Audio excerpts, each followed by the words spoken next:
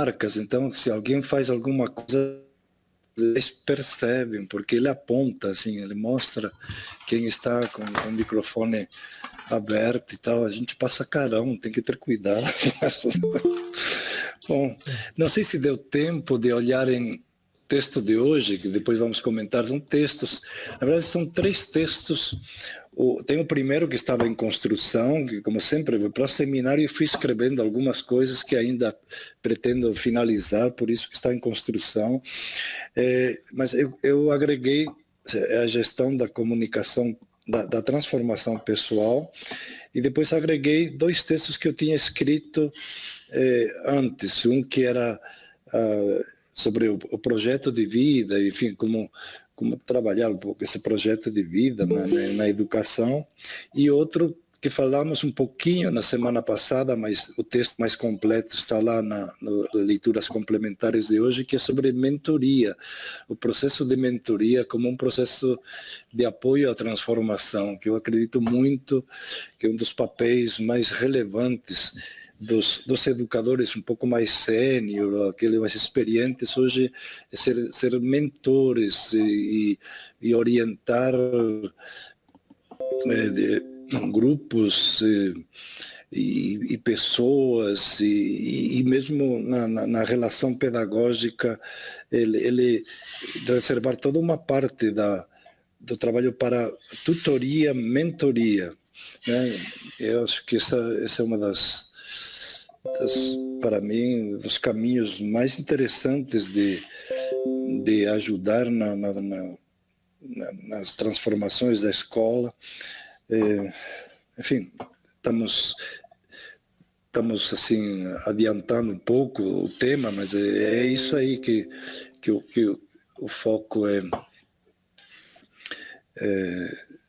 hoje.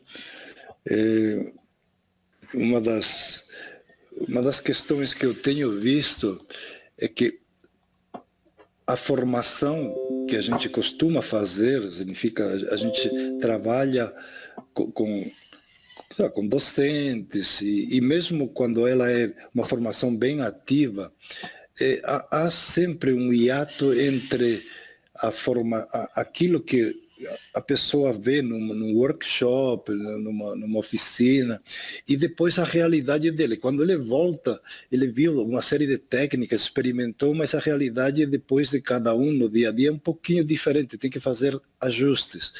Então, ter um processo de mentoria, por exemplo, as escolas, as universidades, ter mentores que ajudem as pessoas que já fizeram imersão, que já conhecem as metodologias, mas que depois precisam de um certo apoio em como isso naquele cotidiano, como trabalhar de forma integrada.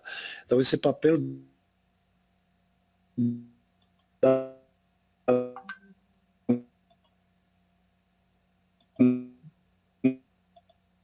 então, Leandro, eu não sei se estou esperando um pouco fazer alguma coisa mais formal. Você já está pronto assim para começar a gravar? Já, tá tudo pronto, professor. Aqui tá tudo pronto. Pode ir. Estava esperando por você. Não, aqui pode Então, ficar à vamos lá. vontade, professor. Eu vou só passar então a organização de hoje para a gente ter mais ou menos Tá em bom. mente.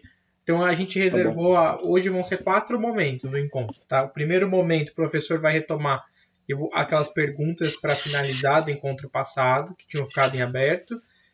Depois ele vai falar um pouco do tema da leitura dessa semana.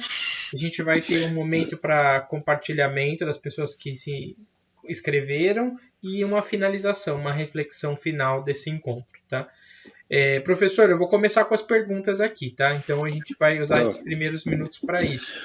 A primeira aqui que ainda não tinha sido respondida é como transformar o ensino remoto em um modelo mais ativo?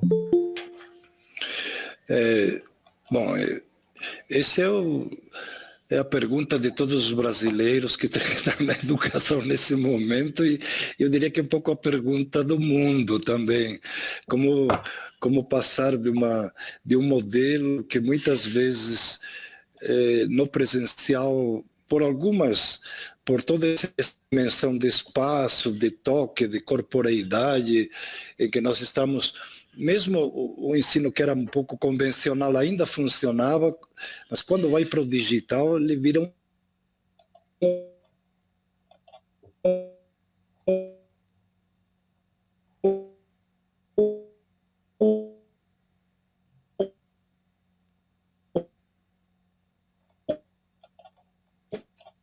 ela termina sendo cansativo porque a gente está muito focado numa tela que é pequena e é diferente quando você está numa sala de aula que você gira o corpo, você olha para o professor, olha para o colega, alguém se distrai, abre uma porta, você está mudando o seu ponto de vista. Aqui a gente está meio focado sempre na mesma tela e isso é meio complicado. Eu tenho visto depoimentos de estudantes que falam que às vezes depois de 2 minutos do online, quando alguns professores eles desligam, eles acham que se o professor fica falando muito, então a questão é o desenho de situações adequadas, claro, a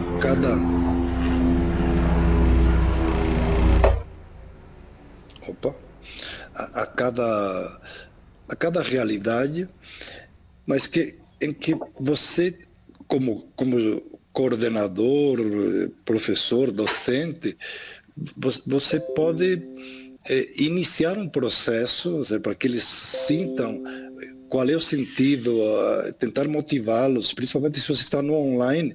Não adianta só dar uma aula invertida e dizer, bom, vai lá, dá uma olhada, mas você tem que dizer por que eles têm que olhar aquilo, qual é a importância, dar alguma orientação e então colocar esses materiais interessantes, ou você coloca esses materiais relevantes, mas você, em algum momento, dá faz uma chamada com eles para que eles percebam que aquilo faz sentido. Aí constrói algumas questões também nessa chamada aula invertida para duas coisas, um pouco checar o que os alunos fizeram com aquilo e ver o grau de acompanhamento do que você esperava que eles desenvolvessem naquele momento, para poder você avaliar se aquelas propostas, aqueles desafios que você vai fazer, eles estão de acordo com o que eles estão, e para tentar entender os grupos que podem estar em ritmos diferentes, e que é o normal.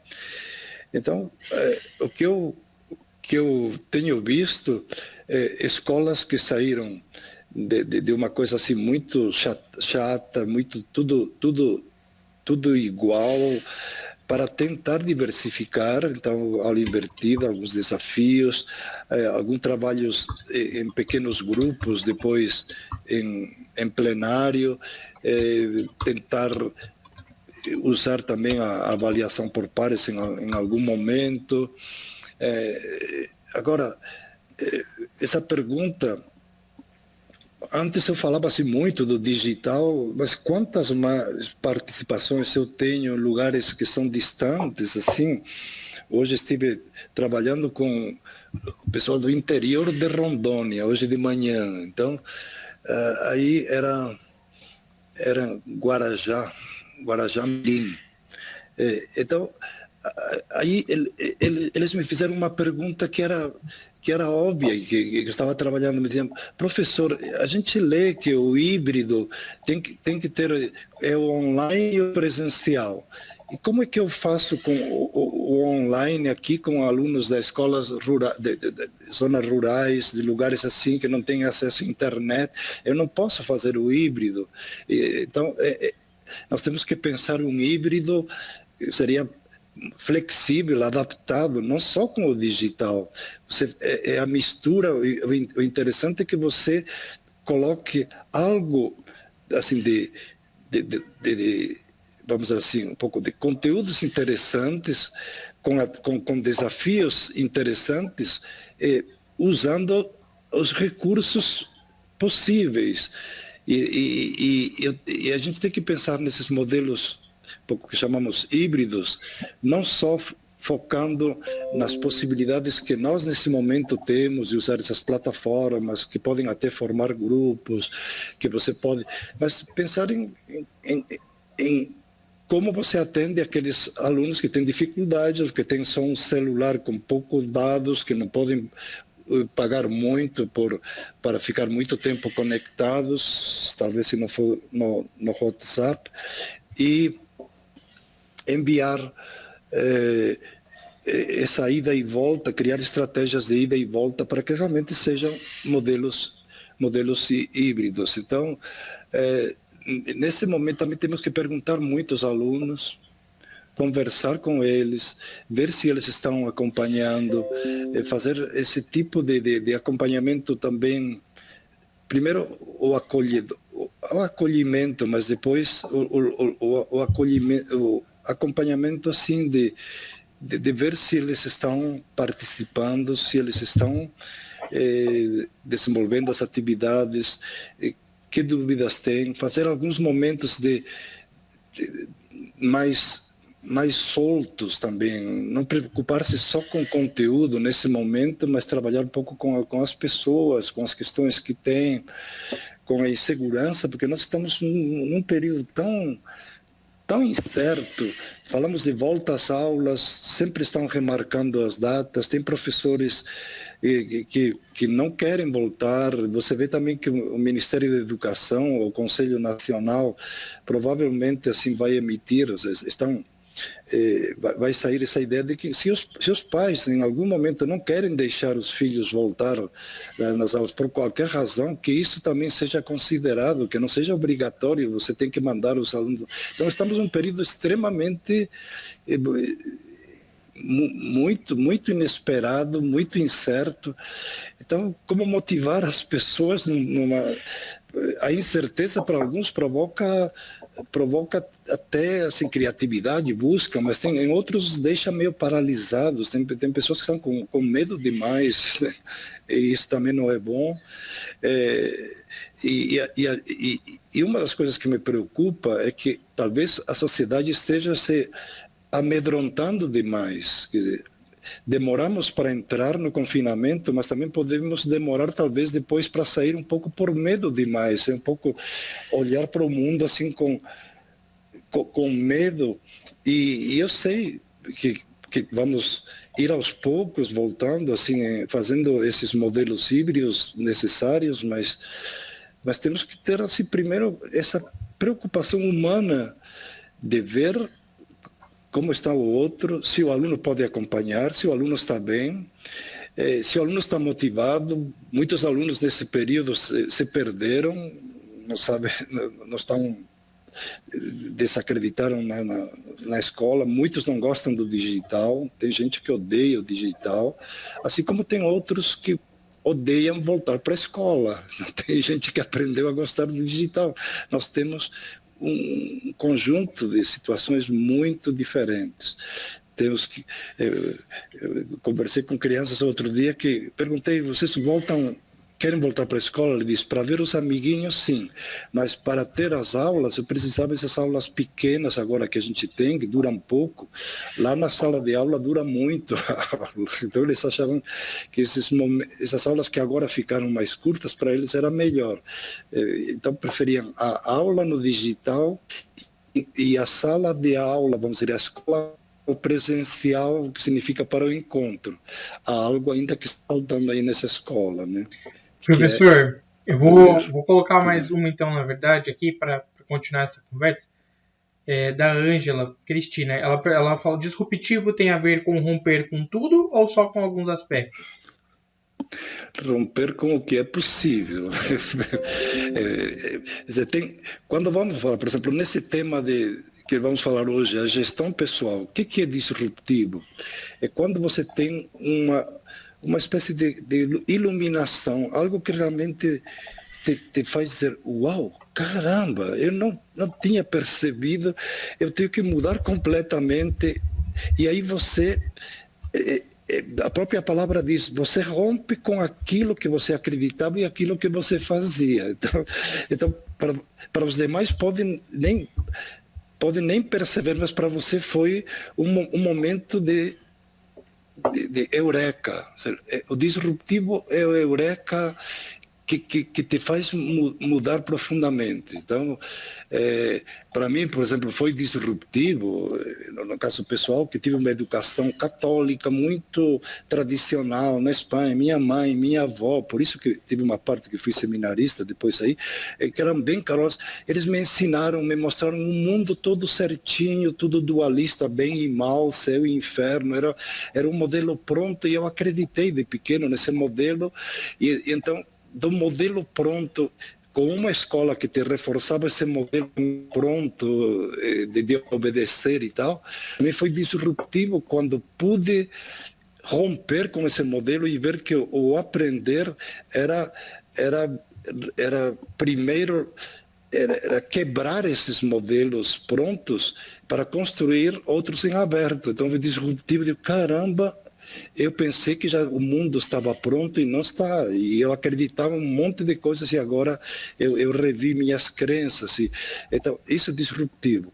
Do ponto de vista institucional, disruptivo, é adaptar isso aí. É um modelo que nós achávamos que funcionava e funciona, um pouco como aquele que eu estava falando, terminamos de falar da semana passada, dos colégios católicos, aqueles da Espanha, do projeto Horizonte 2020. É um projeto que funcionava para os pais, para muitos pais que achavam que era legal, mas para os alunos era um desastre. E aí, quando se discute longamente, através desse processo de design, ouvindo todos, eles perceberam que tinham que buscar um outro, que fizesse sentido, que tivesse também os resultados do ponto de vista assim, daquilo que se espera quando você vai para nos exames e colocar os alunos onde eles querem estar depois, se é na universidade, ok, que consigam isso, mas ao mesmo tempo que os alunos se sintam realizados, que gostem de ir para a escola e que façam projetos empreendedores. Então, disruptivo é total. Temos aqueles que são disruptivos assim que inesperados, que eu chamaria, aqueles que fazem propostas. Digo, uau, caramba, isso aí é muito diferente do que a gente tem.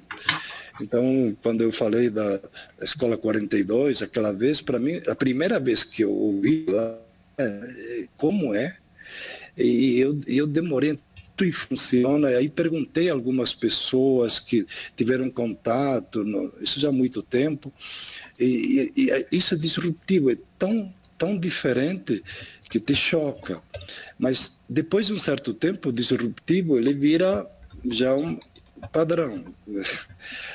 Agora, você pode disromper também aos poucos. Você pode criar inovações pontuais numa área, num curso, e ir depois testando e ampliando. Você pode fazer coisas muito do zero e outras progressivas. Isso foi pouco no momentos 2 e 3. Perfeito. Professor, vamos lá, a gente tem mais uns minutos, acho que se a gente conseguir fazer, vai ser meio aquela coisa bate-bola, assim. Ser uma coisa rápida, a gente tem 5 perguntas, então eu vou tentar, para a gente passar mais essas 5, tá bom? Como reter o aluno neste cenário, sabendo que ele não deseja mais o modelo online? É uma pergunta do Giancarlo. Bom, eu falei que uns não querem, outros adoram. Então, nós não temos unanimidade nesse sentido, mas muita gente realmente odeia online, muita gente não gostou. Trabalhar com crianças online é um horror do ponto de vista, assim, trabalhamos por necessidade, mas ficar alfabetizando online, você pode fazer, eu sei, e algumas pessoas me falaram que precisaram, eu precisava aprofundar mais a discussão, porque foi assim numa live um pouco em que alguém, quando estávamos falando disso, ele me diz, não, nós conseguimos, a nossa escola, fazer o processo e os resultados apontam o que nós esperávamos que conseguissem no presencial, conseguir no online. Muito poucos os que devem ter conseguido o mesmo resultado nesse período. A maior parte relata que a não ser quando você tem os pais também ajudando, tem pelo menos a mãe, você tem um ambiente familiar que ajuda no online a criança que está nessa fase de alfabetização. Então, esse tripé, professor, professora, pai e mãe e criança junto, sozinha e em grupo online, aí sim dá para fazer coisas interessantes. Como atrair esse aluno?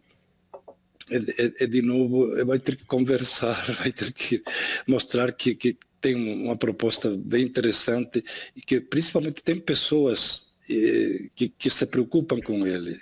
Ninguém é insensível a quem se preocupa com a gente. Então, professor que cuida, que pergunta, que acolhe, ele já tem um caminho andado para a volta do aluno. Professor, e aí tem uma pergunta falando um pouco do texto. Achei bem legal essa pergunta do texto das universidades, que eu não falo espanhol, mas é assim, né? O texto lá, Cultura Inovadora de las Universidades, eu não sei pronunciar isso. Universidades. Fala de envolver, de que a instituição tem que estar num processo de constante mudança. E aí o Marcos ele perguntou, né? Como é que se envolve os alunos nesse processo de mudança? No ensino básico, pensando no ensino básico. Não, claro, mas pô, é lá no básico que começa, é da educação infantil que você envolve e a gente já consegue, e depois no básico tem que continuar criando a cultura. Criar a cultura é criar hábitos que fazem sentido. Então, criar a cultura do aluno que pesquisa, que ele apresenta, que ele cria, que ele vê que pode fazer coisas interessantes, isso vai aumentando a autoestima e vai colocando degraus assim que ele se sente mais confiante para fazer outros desafios. Então, quanto antes a gente comece a fazer isso facilitará depois que, quando chega à universidade, faça projetos mais complexos. Então, nosso problema hoje é que, se você tem, por exemplo, no ensino superior, um curso que trabalha com design, com projetos ou com problemas, ensino médio que veio focado muito em provas e simulados só, ele sente, ele vê que algo está pronto, mas ele deveria vir pronto de pequeno. Então, é na educação básica e já no ensino fundamental que as escolas mais interessantes realmente em trabalhar por projetos, por desafios, usando o lúdico. Esse desenho faz todo sentido. Vejam, só uma complementação rápida, que o ser humano, quando desenvolve um hábito no começo novo, assim, um hábito novo, por exemplo, como nossos pais nos ensinaram a escovar os dentes. No começo você vê quantas vezes a mãe tem que ir com o bebê, com a criança, explicar como fazer, tem que estar lá junto, fazendo, até que um dia o moleque ele vai um pouco por própria conta, mas mesmo assim, se a mãe não lembra, olha, vai escovar os dentes, ele esquece. Então, você tem que repetir muito o processo, vamos dizer assim, de mudança, tem que repetir muito esse trabalho mais criativo, até que isso vire uma rotina, assim, que vire um hábito. É isso que é o hábito cultural. A cultura do aluno ser empreendedor, deles saber fazer perguntas, de ser pesquisador, de trabalhar com problemas. Para criar cultura, a instituição ela tem que estar insistindo sempre nesses modelos, senão você não cria cultura só fazendo de vez em quando uma coisa. Perfeito. Professor, e aí tem uma mais desafiadora aqui. Como utilizar a metodologia, eu acho que deve ser metodologias ativas de forma geral, com anos iniciais, sabendo que algumas não são alfabetizadas? Estávamos falando há pouco eu falei isso da dificuldade. Eu não trabalho com esse segmento e eu sei que alguns de vocês até gostaria, vocês que trabalham com crianças, como vocês fizeram, se vocês foram bem-sucedidos, até lamentei, mas que vocês não tenham se manifestado mais, mas talvez no último momento, na última parte, que é um pouco mais de trazer um pouco as questões, um pouco síntese. Alguns de vocês que estão trabalhando com crianças, se pudessem falar sobre isso, é importante, porque eu tenho as duas visões de aqueles que tiveram extrema dificuldade em trabalhar com essas crianças, tiveram que trabalhar muito assim através do lúdico, trabalhar mais que a criança estivesse sentindo-se participante do grupo, e através de brincadeiras eles iam fazendo algumas das atividades que se previa na escola. Mas e também avançaram mais, que realmente eles fizeram mais. Então eu creio que é um desafio que eu não tenho certeza de se nós estamos sabendo resolver adequadamente, mas pensem que a maioria das crianças do Brasil não estão conectadas aqui no Zoom ou no Meet.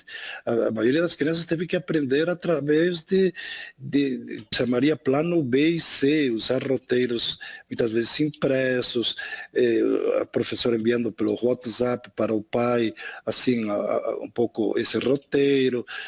As crianças, o pai ou a mãe tirando uma foto do que o aluno fazia, então fazia manualmente e mandava essa foto para a professora. Então estamos falando de processos um pouco adaptados ao que nós imaginamos do online.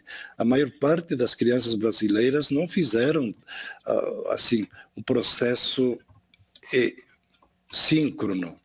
Eles fizeram muito mais atividades assíncronas e muitas vezes atividades analógicas, ou seja, fazer coisa no papel, depois o pai levar isso ou fotografar e mandar para a professora. Então, foram adaptações necessárias a um contexto tão desigual como o nosso. Bom, professor, e aí tem mais uma aqui que fala o seguinte: como personalizar o currículo quando a escola trabalha com sistema de ensino? Da Tatiana. Essa é uma coisa que eu não saberia dizer em genérica. Tem sistemas que são um pouquinho mais flexíveis, quer dizer, o sistema é um roteiro que mais ou menos tem já alguma sequência, mas dentro dos sistemas, o pouco que eu conheço, tem alguns que são... Na sua implementação são um pouco mais flexíveis, não são impositivos. Se você sai daquilo, não, são um pouco não digo também, estão entre a ação e a orientação, mas tem escolas que depois adaptam esse roteiro, não fica, você não tem que preenchê-lo como uma sequência, você pode trabalhar um planejamento um pouco diferente. Então, eu creio que o sistema ajuda para algumas escolas que não têm, assim, às vezes, já toda uma base, então já dá alguns caminhos, tá, desse suporte digital, dá muitos materiais, tem alguma utilidade, senão não haveria tanto sucesso dos... Mas, ao tempo, eu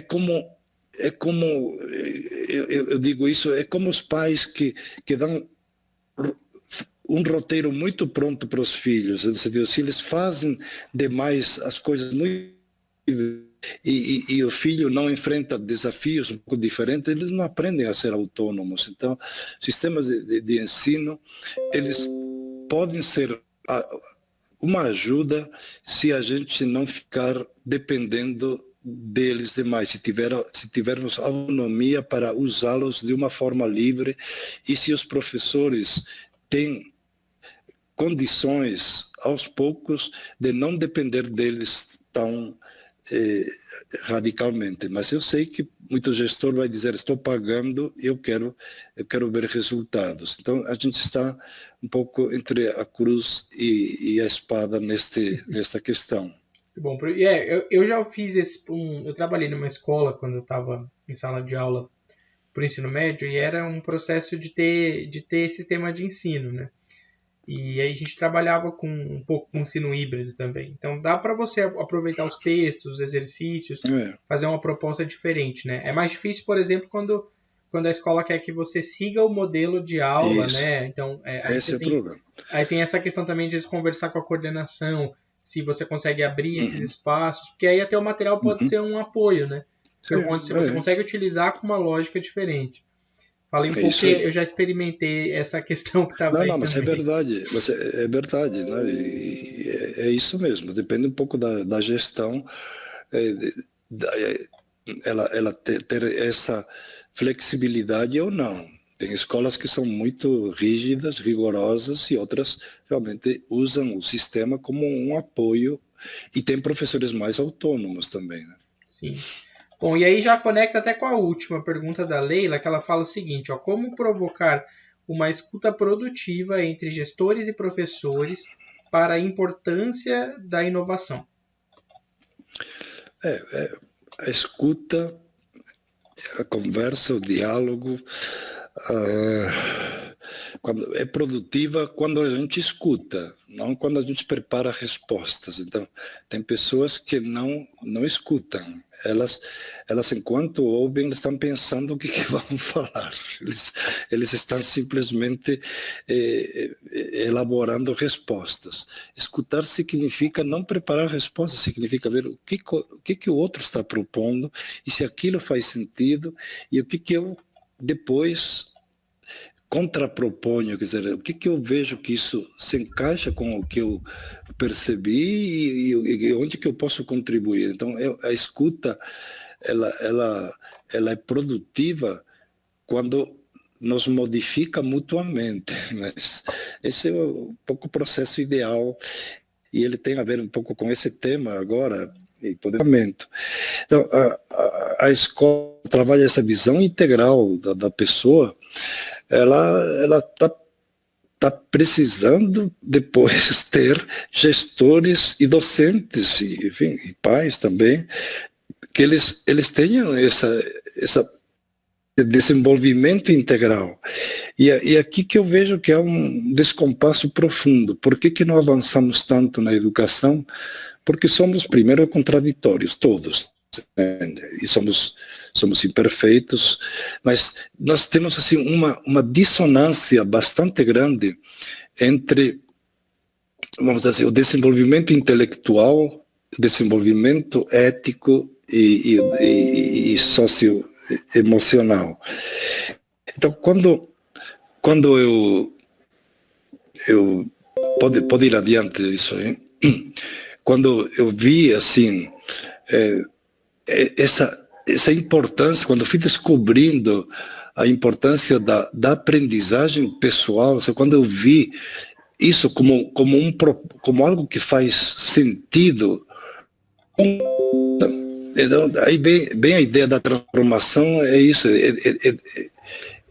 a educação não é como professor de transformação, aí é processo de transformação. Desculpe, foi um lapso, assim, é como um processo de transformação pessoal no presente, que significa, neste momento, incorpora todo o passado, mas não adianta eu só olhar para trás e dizer, meu Deus, como eu demorei para captar, como eu demorei para mudar. Ok, é bom que você olhe para ver o que você...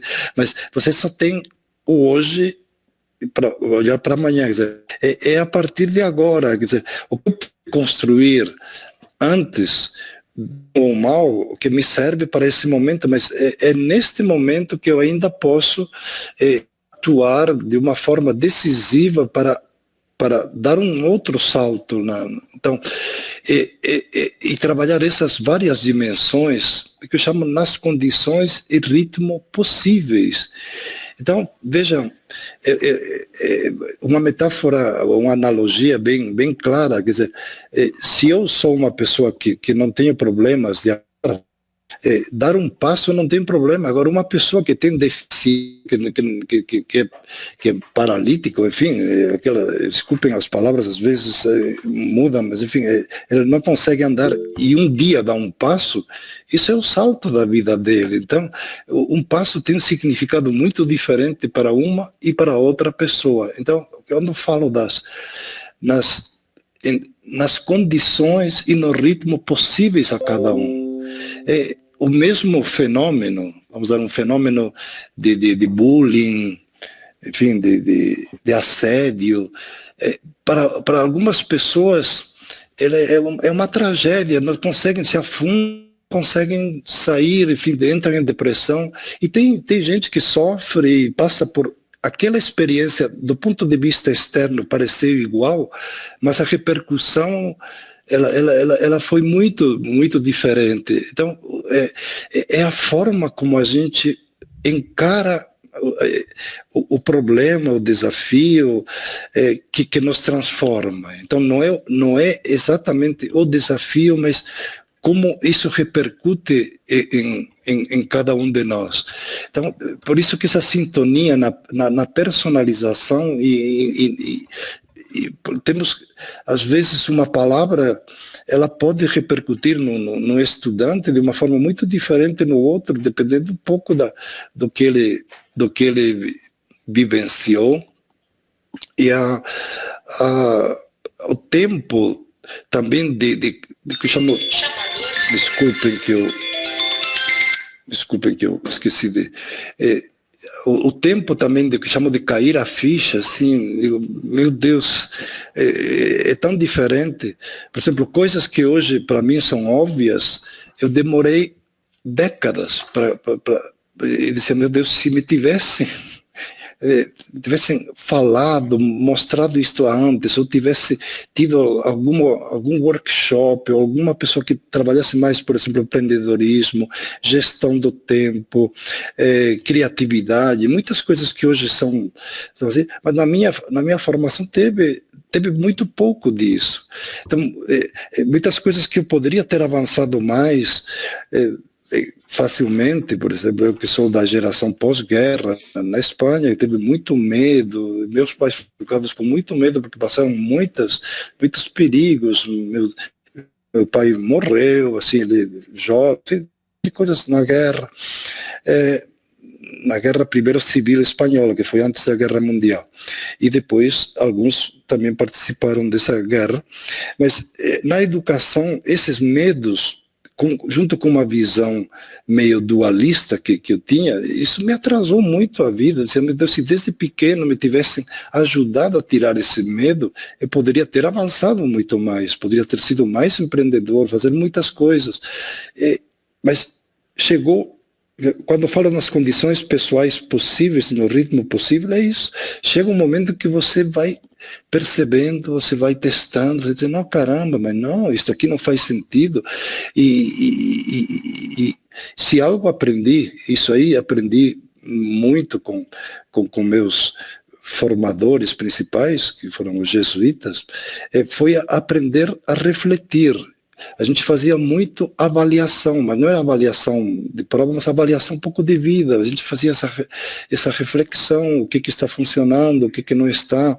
Então, esse criar o hábito de olhar um pouco, de refletir, de parar, de meditar, me tem ajudado para enxergar esse processo de transformação. E por isso eu falo desse processo como um processo de tornarmos pessoas um pouquinho mais abertas, então, mais livres, mais autônomas e mais solidárias. Então, é um processo assim que você vai percebendo, nós nunca somos plenamente livres, mas nós vamos tomando decisões que nos ajudam por exemplo, a conviver cada vez menos com pessoas que nos danificam, por exemplo, que nos traumatizam, ou que às vezes nos prendem. É uma aprendizagem de aprender a conviver consigo mesmo, aprender a conviver com pessoas, fazer escolhas que não nos prendam. Tem gente que isso tira mais de letra, mas outros demoram muito, porque são processos complexos que mexem muito no emocional. Tornar-se autônomo é um processo assim muito que é sempre constante. Quer dizer, a autonomia é um processo que você é interminável, é ao longo da vida. E eu tive assim um desses momentos de virada, quando estava assim numa crise dos anos 40, não dos meus anos 40, em que eu tinha alguns problemas com algumas turmas de alunos, assim, aquelas e lendo Rogers, que vocês veem que eu cito com frequência, me chamou a atenção não os textos que falam só da educar em clima de confiança, mas olhando um texto que ele escreveu quando tinha uns 80 e poucos anos, estava já no finalzinho da vida dele. Ele acho que morreu em 87, mas ele estava... Então, foi uns 2 ou 3 anos dele falecer, e ele escrevia... Ele era o líder, era um psicólogo, assim, presidente da Associação Mundial de Psicologia, não sei qual, era uma pessoa muito badalada, vamos dizer assim, naquele momento. Mas ele escrevia: eu estou envelhecendo, aprendendo, eu estou revendo meus conceitos, eu estou mudando algumas práticas. E para mim aquilo, assim, quando eu li isso, quando eu tinha 40 anos, eu dizia, meu Deus, esse cara é velho, está morrendo, e ele está com toda essa vontade de aprender, e não só aprender por ler, aquelas pessoas que leem muito, não, é um aprender porque estava mudando sua prática e revendo seus conceitos. Então, eu dizia, caramba, isso faz sentido. Então, o aprender como projeto de vida, ele é algo que te acompanha em toda a tua vida. Então, quando eu ainda era mais jovem, olhava esse modelo, para mim, que foi um modelo vivo, no sentido que eu tive um pouco mais de contato com os escritos, mas enquanto ele era vivo, e quando ele escreveu isso, pouco antes de morrer, foi uma iluminação, foi esse momento de ruptura, dizia, caramba, isto faz sentido, aprender ao longo da vida, e numa vida em que, enquanto você tiver consciência, ela pode ser transformadora. E daí vem essa ideia da transformação, com toda esse trabalhar por desafios, trabalhar por vários métodos. E aí, claro, você traz, junta o Rogers, junta o Freire, Paulo Freire, junta outras perspectivas, como a da psicologia cognitiva, também uma pessoa que me influenciou já bem mais recentemente agora, mas a Caroline Dweck, aquela que falava do mindset, tentar mudar algo que parecia muito bobo que ela falava quando li pela primeira vez. Na verdade, na primeira vez não li, alguém me apresentou numa palestra essas ideias da mentalidade fixa e a mentalidade em transformação, né? Do mindset fixo e de mudança.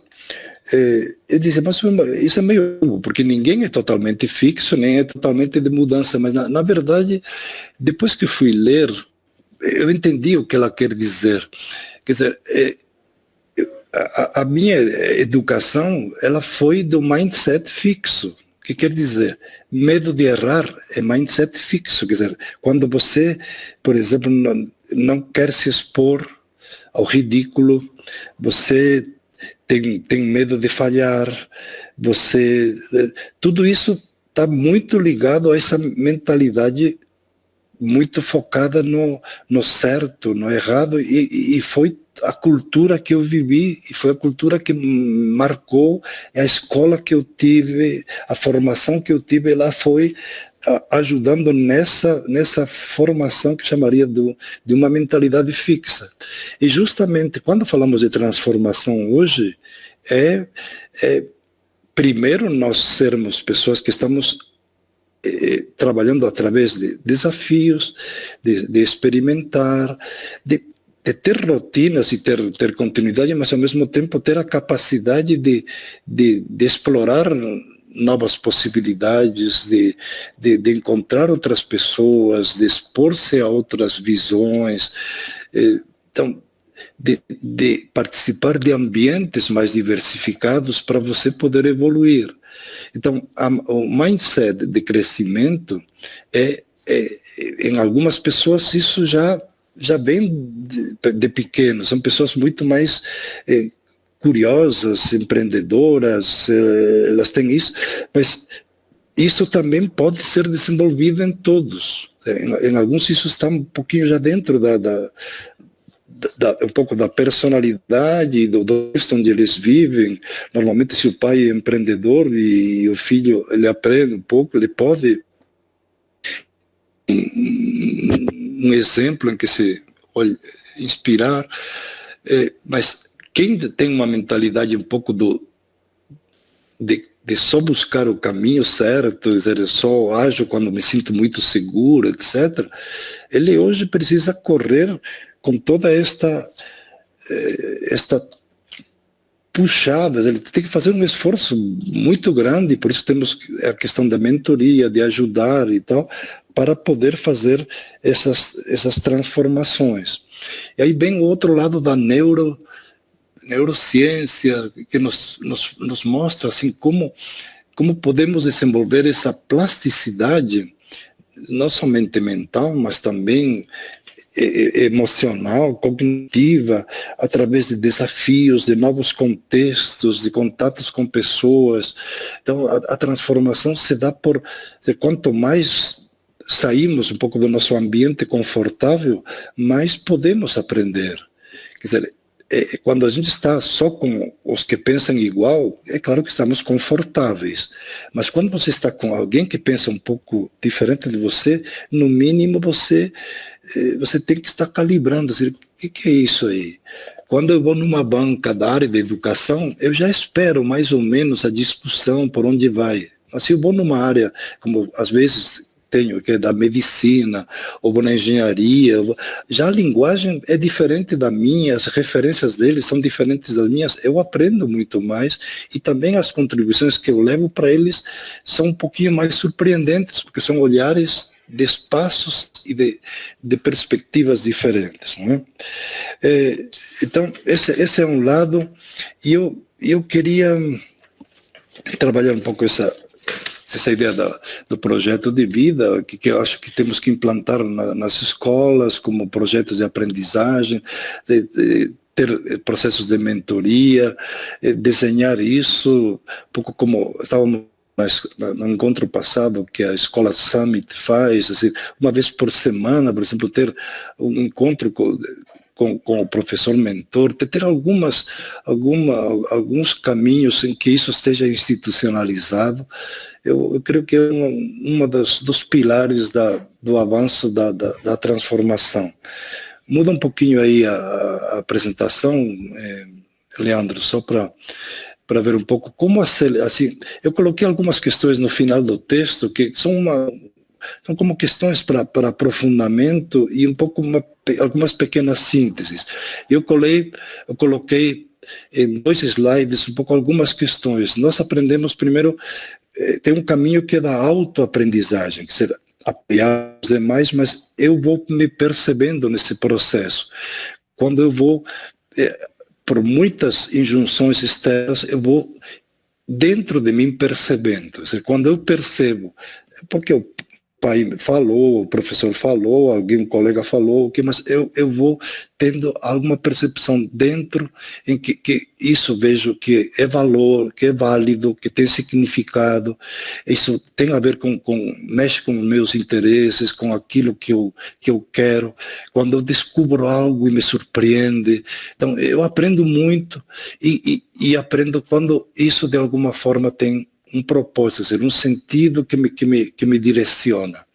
Então, a aprendizagem com propósito, ela é um processo que não é simples e que se constrói com o tempo, mas se vocês leem, eu gostaria muito de poder, assim, aqui trazer também toda a psicologia positiva, toda a linha da psicologia positiva que trabalha um pouco alguns níveis assim de significado que eles vão se misturando e vão se sobrepondo, eles não são excludentes. Você ter uma vida, por exemplo, em que você tem a busca por experiências, a busca por momentos agradáveis, ou pleasant life, que esqueci o nome agora do psicólogo principal dele, minha cabeça está um pouco confusa. Olha, tem a vida que seríamos prazerosa, que é uma aspiração de ter uma vida saudável, com bem-estar, mas quando você agrega camadas, é uma vida com significado. Por exemplo, quando você encontra um objetivo, não? Eu quero ser um cientista, eu quero ser... Então, ela tem momentos agradáveis, enfim, que são interessantes, vai vivendo experiências, mas ao mesmo tempo você tem uma direção, você tem algum objetivo. Então, quando você junta viver com experiências com um objetivo, já a vida se torna mais complexa e mais interessante. Mas ele diz que a vida adquire uma outra dimensão quando ela tem um propósito.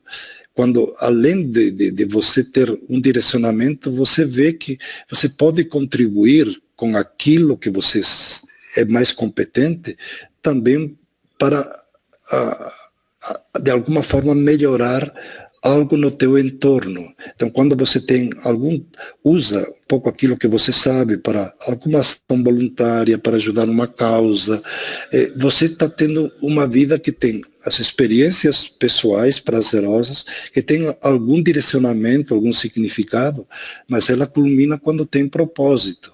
Então, quando você percebe todas essas dimensões, aí faz muito sentido. Então, é uma autoaprendizagem que vai chegando a essa soma dessas várias dimensões. Vida com experiências, e tem muita gente que só para aí, quer experiências, viajar como experiência, gastronomia como experiência, vai tomar vinho como experiência.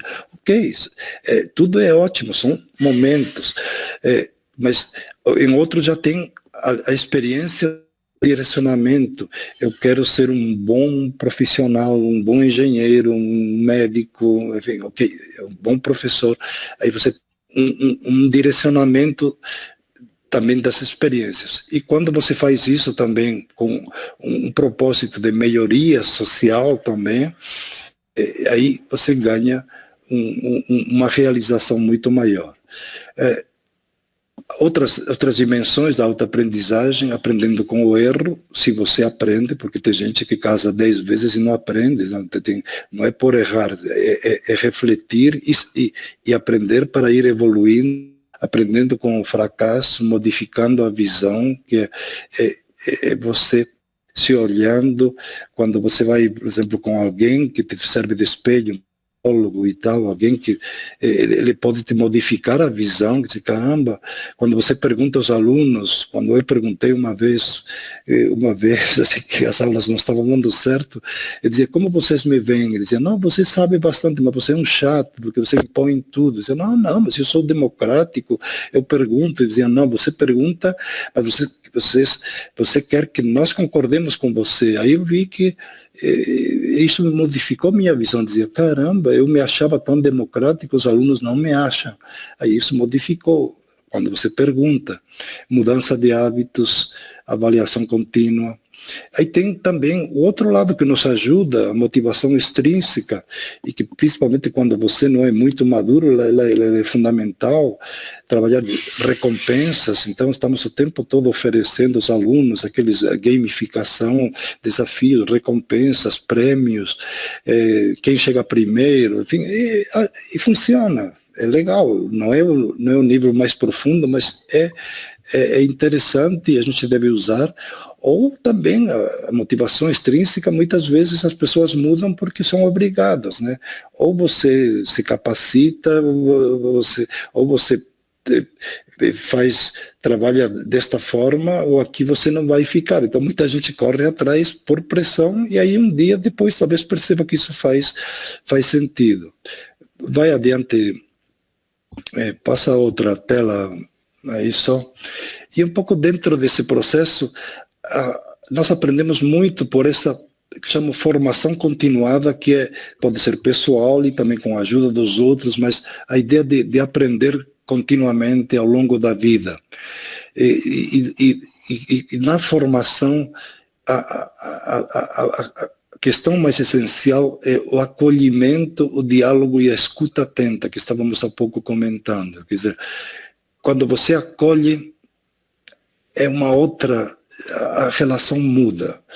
Eu não tenho muito tempo agora, mas a experiência, uma das experiências mais marcantes que eu tive como assim, docente foi encontrar professores de ensino médio de uma escola em Curitiba, e que fui debater a questão das tecnologias e tal, mas eu comecei perguntando como é que eles viam os alunos lá daquele colégio, que era um colégio de classe média alta de Curitiba, privada, e eles começaram a criticar os alunos, os pais, enfim, que os alunos não queriam estudar, que os pais faziam assim, mimavam demais, e não, foi assim, uma crítica geral. E tive uma professora que ela falou, nossa, mas os alunos comigo são ótimos, enfim. Aí eu dizia, como você faz? E eu vi que a primeira coisa que ela fazia era conhecê-los e acolhê-los. Ela via um pouco todo o histórico, mas ela depois perguntava para eles o que eles faziam fora da escola, quais eram os sonhos, enfim, ela fazia tudo isso e fazia todo um acolhimento afetivo, esperava os alunos na porta na hora que eles vinham, tinha toda uma série de técnicas que depois trabalhava com projetos, fazia outras coisas, e algo que fazia sentido, mas a primeira questão que ela dizia era conhecer o aluno e gostar deles e tentar acolhê-los. Então, para mim isso foi marcante. Uma outra dimensão é fazer grandes perguntas. E o grande educador faz grandes perguntas. E as pessoas que me marcaram também são as que me fizeram grandes perguntas ou as que me permitiram fazer grandes perguntas. É uma coisa assim que eu cheguei na minha formação a um estágio que chama-se teologia. Eu fiz filosofia, fiz estudos de comunicação em Buenos Aires e depois voltei para, ainda quando estava no seminário dos jesuítas, tal, querendo seguir, que depois eu saí. E na teologia é a ciência de estudar Deus. E aí eu perguntei a 2 professores, por que a gente tem que usar a Bíblia como fundamentação de Deus, se tem tantas incoerências? Não, você não pode questionar, porque é a palavra de Deus. Aí começou um cara a me perguntar. Aí eu disse, por que eu não posso questionar a ideia de Deus? Aí um professor que era jovem, um doutor lá na Alemanha, tinha chegado, um grande pessoa, chamava-se Libânio, que já faleceu, o professor Libânio, faleceu uns poucos anos atrás, uma pessoa muito erudita, e eu gostava muito dele. Ele me dizia, mas como você pode pensar isso? Não tem sentido, enfim, a fé, tem que acreditar. Ele começou a dar mil razões. Aí tinha um professor suíço, que ele dava, era mais simples. Eu fiz essa pergunta, ele me disse, Moran, pensa, reflita, pergunta, faz sentido que você pergunte se a Bíblia é tudo isso, se Deus, mesmo que a gente esteja estudando isso, pergunta se isso, vá atrás dessa pergunta. E a partir daí eu fiz essa pergunta, e me faço a pergunta sempre, e estou continuando sempre refletindo sobre isso.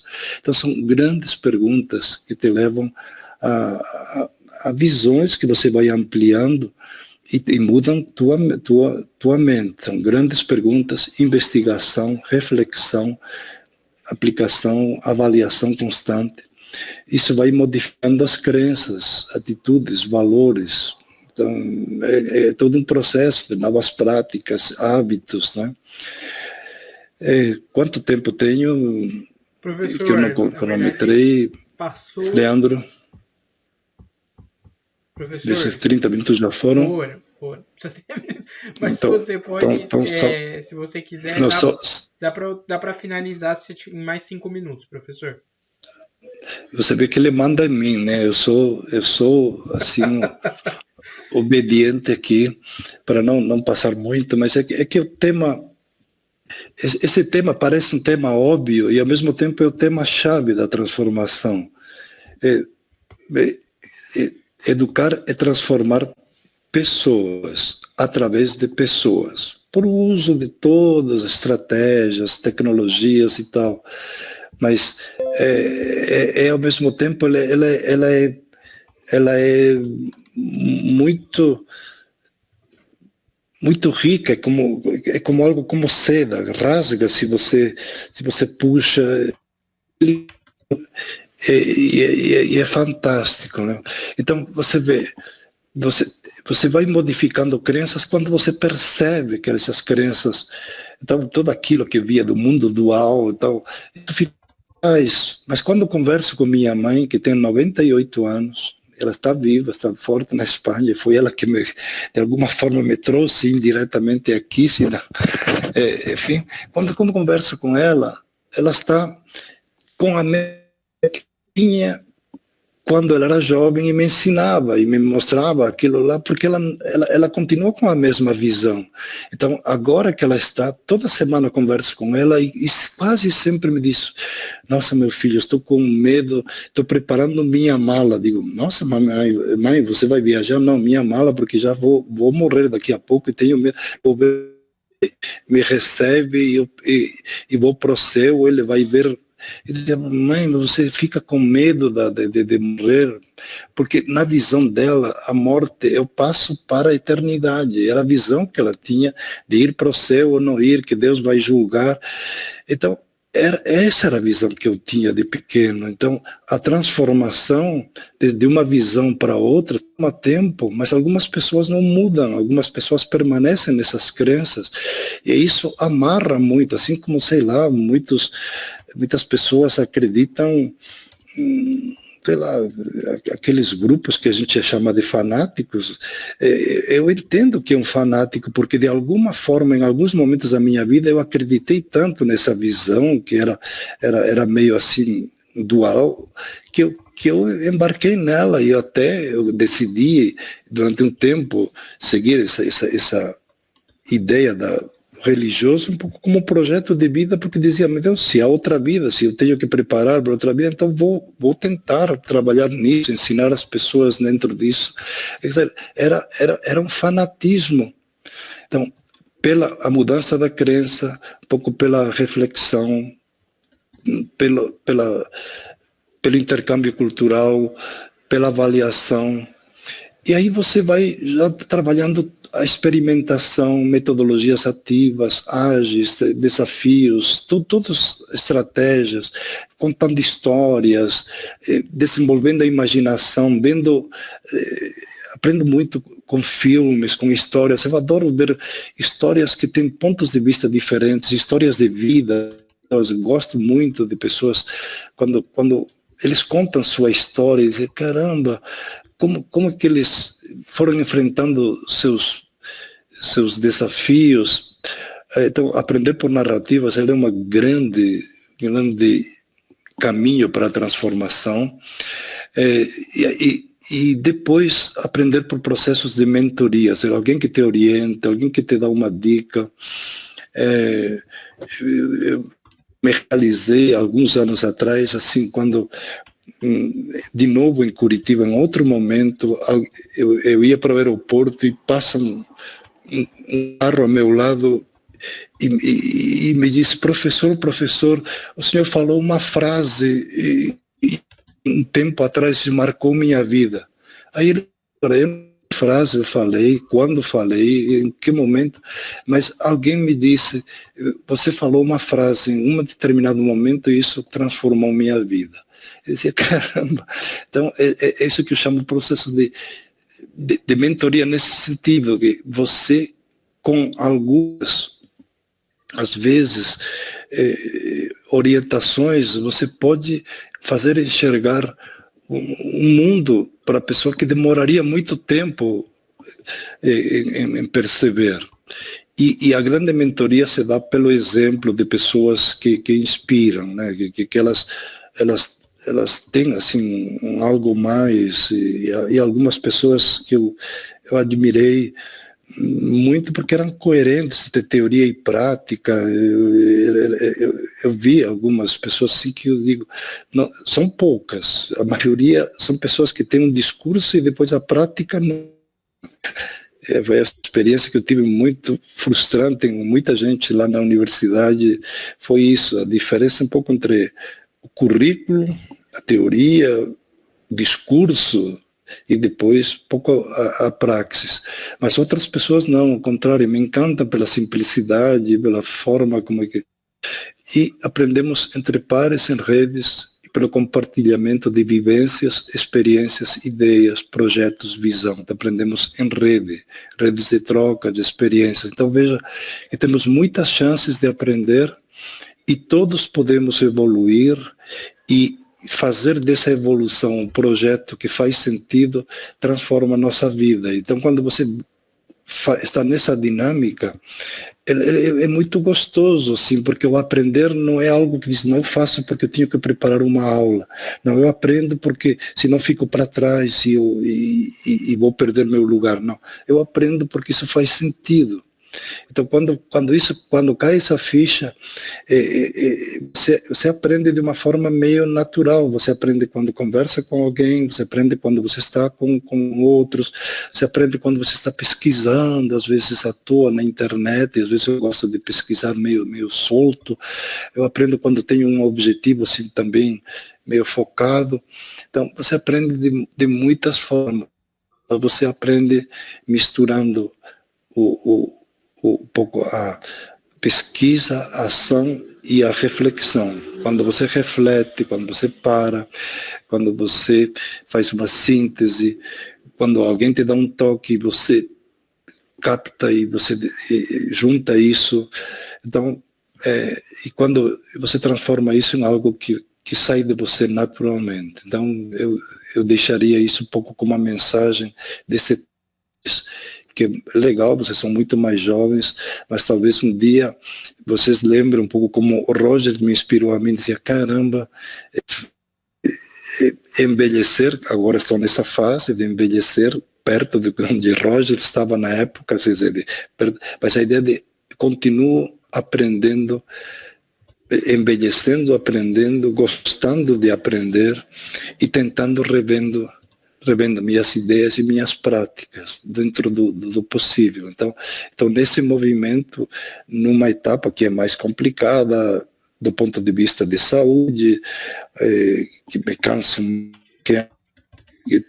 ok, mas que me dá muita muita força, sempre tanto para eu viver como para apoiar os demais e para sempre ser um pouco aquele que diz para aqueles mais novos como vocês, vão por aí, porque isso faz muito sentido, isso vai ajudar a que a vida de vocês se amplie e que ganhe camadas de complexidade, de sensibilidade, de riqueza. Então, que eu desejo para vocês um pouco como mensagem deste seminário, essa ideia que a transformação é possível, que começa por cada um de nós e que na medida que nós nos transformamos, nós ajudamos a transformar o entorno. E por que as escolas demoram muito para se transformar? Porque não temos suficientes pessoas transformadas. Porque se tivéssemos muito assim, nesse processo e tal, seria muito fácil conviver, compartilhar. Nós temos muita desigualdade, tem gente que é muito legal, como tem gente que é muito complicada. Tem pessoas que são rápidas para trabalhar juntos, e tem pessoas que são um desastre para trabalhar juntos. Então, temos que conviver ainda com essa dificuldade de estarmos em sintonia. E isso nos atrapalha tremendamente. A escola é um microcosmos da sociedade. Não podemos ter escolas super longe do que a maioria da sociedade está. Então, são escolas imperfeitas. Algumas reúnem alguns profissionais um pouco mais avançados e conseguem fazer coisas um pouquinho mais avançadas, mas a grande maioria ainda está cheia de pessoas que estão lutando para sobreviver. Muitos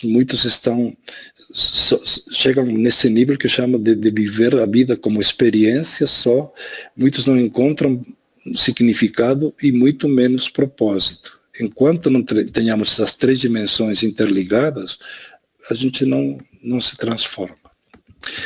Bom, avancei um pouco mais e foi um pouco mais essa fala um pouco pessoal e um pouco de ver o tema. Vocês veem nos 3 textos que postei um pouco essas ideias e acrescentei um pouco algumas vivências dentro disso para que vejam que é algo que faz sentido e tem tudo a ver com a ideia de pensar numa educação transformadora, porque realmente ela tem que transformar-nos. Ela me transformou no sentido de, a partir de muitas dimensões que eu nem esperava, ela foi me transformando. Eu demorei para perceber muitas coisas, mas tive tempo e estou tendo tempo de ir evoluindo. Isso é fascinante. Me olho como era antes, como fui no meio da minha vida, como sou agora, e digo, ainda bem que mudei, porque se eu tivesse ficado assim como eu era antes, eu ia ser uma pessoa tão uma visão estreita, tão limitada, tão medrosa, e algo consegui mudar. Nos últimos 20 anos, estou empreendendo dentro assim, fazendo pequenas coisas, cursos, seminários como esse, palestras. Estou empreendendo, aprendendo a empreender. Antes eu tinha medo de empreender. Então, isso é um processo de transformação. Muito bom, professor. Gente. Pessoal, a gente vai então para a próxima etapa. Professor, sua fala foi inspiradora, hein? Até que eu já conheci o senhor, conheci mais ainda agora. Foi muito bom. Obrigado, também foi. Mas eu gosto de improvisar.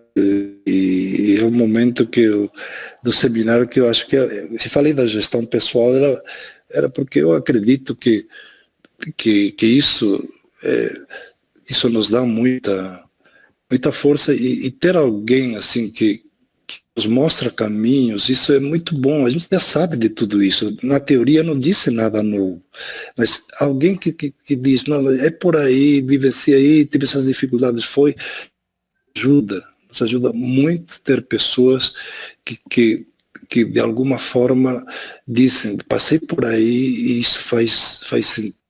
Isso é mentoria, é ser mentor, se orienta. E tive outros mentores que me ajudaram a perceber essas coisas.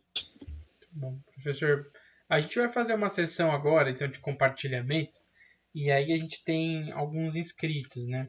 A gente tem 4 inscritos, então a gente vai usar 5 minutos para a gente conseguir dar tempo de fechar e vai ser eu mandei mensagem para vocês, mas só para avisar, não por mal, pessoal, não fique com raiva de mim, que eu sou o chato do tempo, mas eu vou tentar cronometrar esse compartilhamento para que todo mundo consiga ter o tempo, né? E a gente consiga também ter o tempo de finalizar.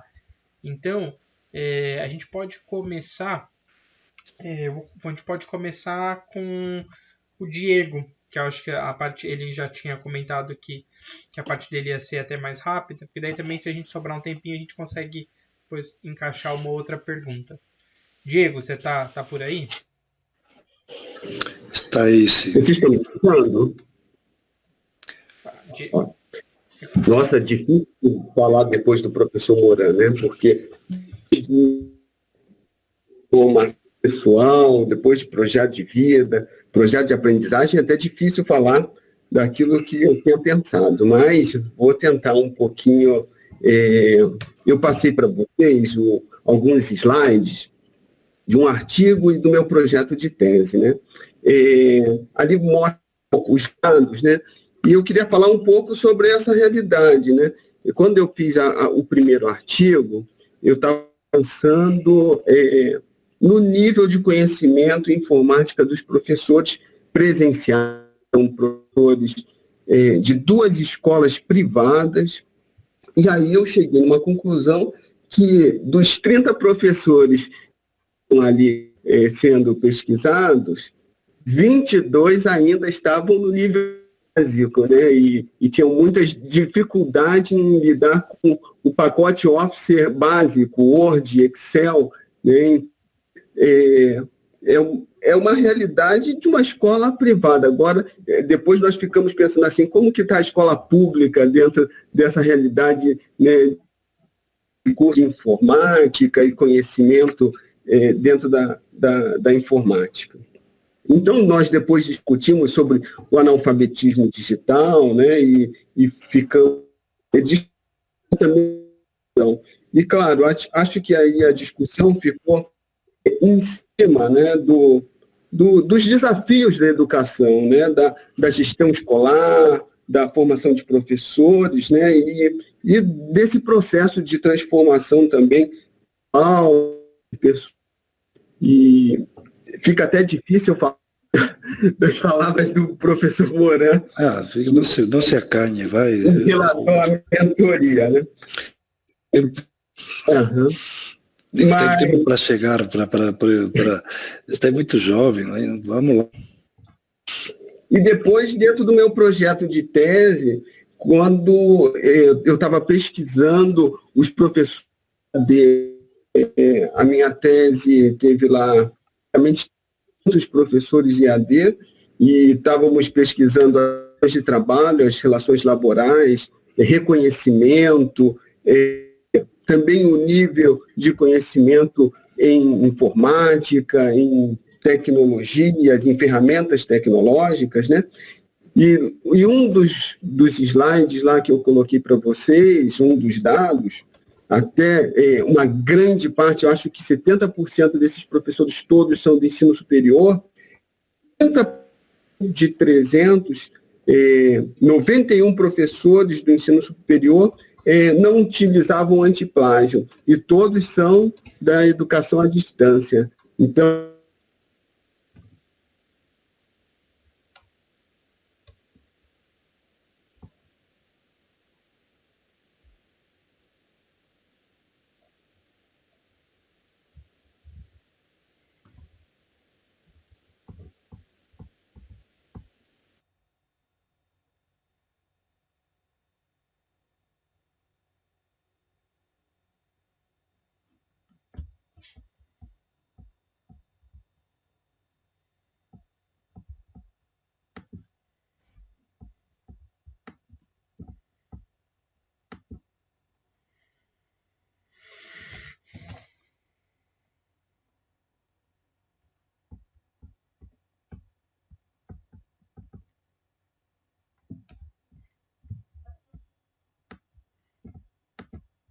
ensino à distância, o social e os professores. Que é mesmo essa discussão, né, em cima daqueles dados que eu coloquei para vocês, e depois com essa nova ideia, né, da transformação pessoal do professor Moran. Obrigado. Obrigado, Diego. Obrigado, Diego. A gente nos falta muito, realmente. A gente já tem muito, mas é algo que só deixa-me...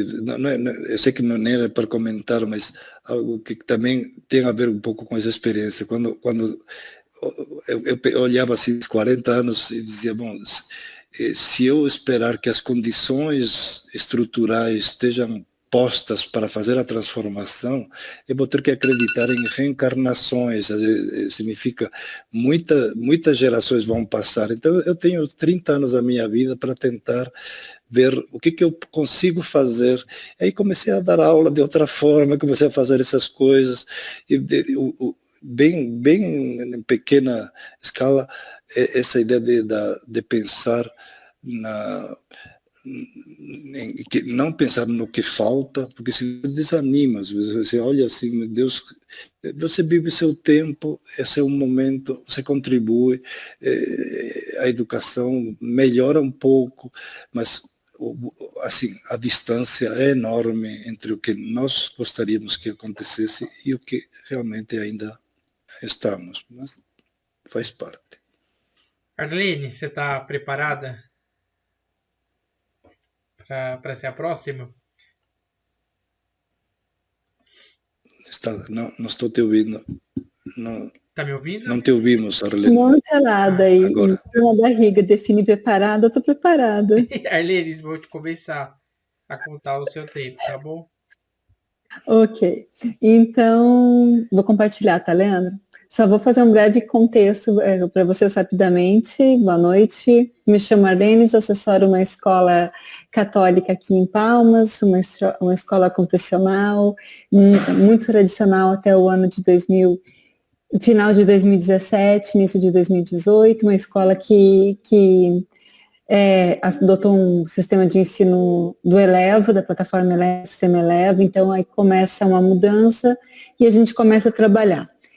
E nós iniciamos essa escola, eu iniciei mais 2 professores que são da minha equipe, em janeiro de 2019, começamos a trabalhar toda semana no encontro com os professores de educação básica, lá no maternal até o terceirão, e começamos a formá-los em metodologias ativas e ensino híbrido, porque a escola já tinha a plataforma Eleva, não utilizava até então, mas gostaria de utilizar melhor essa plataforma, utilizar também o Classroom e utilizar ferramentas digitais. Quando chega a pandemia, eu tenho o seguinte quadro na escola. Eu tenho praticamente 1/3 dos professores que participam de uma pós-graduação em métodos ativos, da qual eu faço parte, que participam de todas as escolas de formações contínuas, mas a gente sabe que tem aqueles que vão mais, aqueles que vão menos, aqueles que não vão, então sempre nós teremos professores que de primeiro compram a ideia e outros que demoram um pouquinho mais. Alunos e professores já utilizavam algumas ferramentas tecnológicas, um exemplo, eu vou colocar aqui o celular, quando a gente iniciou tinha aquelas plaquinhas de proibido celular, né?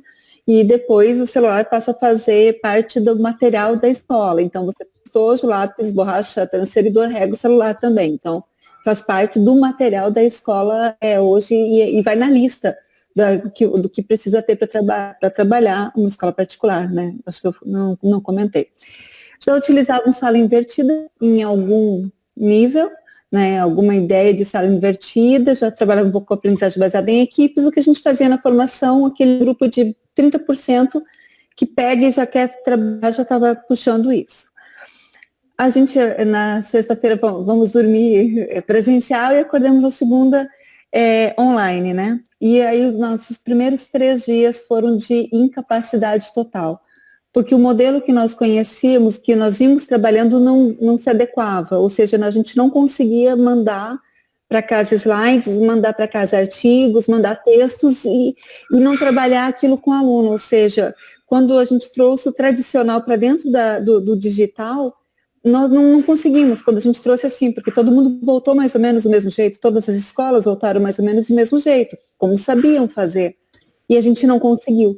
Então, nós começamos um processo de vamos construir uma metodologia em cima daquilo que a gente trabalha que pudesse nos atender. Vamos dar férias aos nossos alunos, os alunos tiveram férias, 20 dias de férias, e eu, mais 2 colegas, as coordenadoras e os professores trabalhando em cima da metodologia que eu vou apresentar para vocês agora, que se chama Metodologia de 4 Tempos. Deixa eu colocar para vocês conseguirem visualizar aqui. Vou passar os slides rapidinho, não é? Esse aqui é rapidamente o que a gente... ela ganhou esse nome porque ela realmente ocorre em 4 tempos, algumas reflexões. O primeiro tempo, nós chamamos ele de pré-aula. Nesse momento, os alunos recebem Arlene, só formulário. A gente não tá eu não sei se você compartilhou, mas não está aparecendo. Perdão, outro modo de apresentação. Não tem importância. Não. É um erro compartilhar a tela, sem problemas. Vamos de novo aqui. Apresentar uma janela, senão eu pego ele. Vamos ver se agora ele vai. Parece que agora foi. Vai. Parece que agora foi, né? Ok. Isso. Perfeito, então. Então, o que acontece? Quando nós, no primeiro tempo, nós temos um formulário que vai para casa. Esse formulário, ele vai, assim, até 48 horas antes da aula para casa. Os professores, os alunos, têm contato com o material que o professor disponibiliza lá no Classroom, que é a pré-aula, então os vídeos, os links, textos, a própria apostila, textos da apostila. Vocês desculpem que eu uso muito o termo exercícios, é como os professores chamam, né? Eu uso bastante exercício para a palavra, para chegar um pouco mais perto deles. E os alunos respondem esses formulários, né? O Kahoot vai para casa também, Socrative vai para casa, e eles respondem e entregam ao professor 24 horas antes da aula. Às vezes um pouquinho mais, depende. Matemática, por exemplo, é muito em cima, porque das 5 aulas a gente faz 3. E aí eles respondem, o professor analisa esses formulários, não é? E prepara a aula em cima dos percentuais que os alunos não alcançaram, daquilo que ele percebe foi alcançado. Nós reduzimos as aulas, então, por exemplo, nós tínhamos 5 aulas de matemática, 5 de português, 3 de ciências, 3 de história, e nós reduzimos essas aulas. Nós não reduzimos o tempo, a gente não conseguiu reduzir o tempo de os alunos iniciam as aulas, por exemplo, ensino médio, 7h30 da manhã e vão até 1h da tarde. Nós conseguimos enxugar um pouquinho, tipo 10 minutos de cada aula, mas como os professores dão aula em várias escolas, a gente não conseguiu mexer com o horário dos professores. Então, nós criamos uma coisa que chama-se todo mundo junto e cada um na sua. Todo mundo junto é o momento em que o professor está com todos os alunos nesse movimento aqui, nesse momento síncrono e interativo. Cada um na sua, são momentos de autoestudo que nós temos durante a manhã.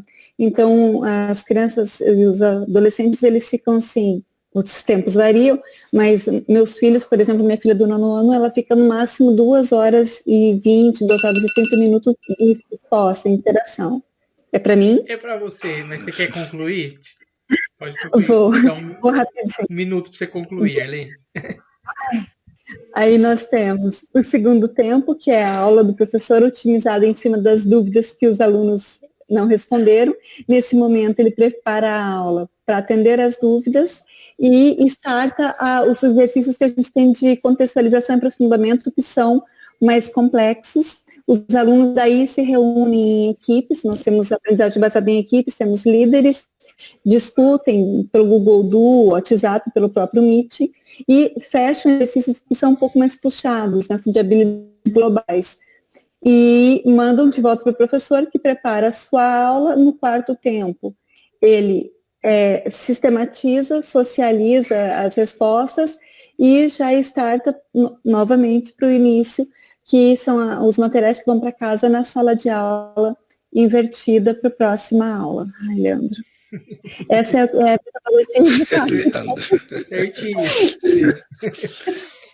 É a metodologia de 4 tempos, que nós temos 900 alunos tentando há 3 meses, quase 4 meses. Pronto, cadê? Tá bom. Não, acho que foi ótimo. Muito bom. Depois, se você quiser compartilhar Aula o invertida, material... tá bom. Compartilha material, legal. É aula invertida, peer instruction. É uma Just in mistura. time. Aprendendo just in time, assim, aquilo que ele vai usar naquele momento. Ok. Achei muito legal que você conseguiu mostrar na prática, né? E aí o pessoal queria conhecer, acho que valeu a pena, né? Obrigado. Ângela. Obrigado. Posso fazer só uma perguntinha ou não? Pode. Só para eu ler rapidinho? Pode. Arlene, acho que eu perdi quando você falou qual idade vocês iniciam com essa metodologia? 3 anos, maternal. 3 anos? 3 anos, maternal. Eles ficam expostos? Não. O maternal ele vai no máximo, veja, a 1 hora, tirando o Jardim 2, que se recusou a reduzir para 1 hora, porque eles querem ficar 1h30 com a professora deles. Então, e até o 2º ano eles ficam 1 hora. Fica 1 hora.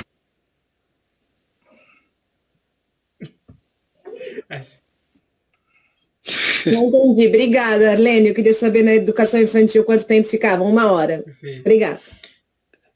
Bom, Ângela, você tá... Sou eu, né? Eu ou outra Ângela? A outra Ângela disse que vai compartilhar com a gente o material depois, mas ela não vai usar agora, então é você mesmo. Teacher Ângela. Bom, eu fiquei pensando muito se eu iria compartilhar ou não, porque o professor Moran, o Leandro, já acompanha a minha trajetória, né? Mas, assim, diante de tantas perguntas que foram colocadas em relação à educação básica, eu achei que seria legal deixar alguma coisa para vocês.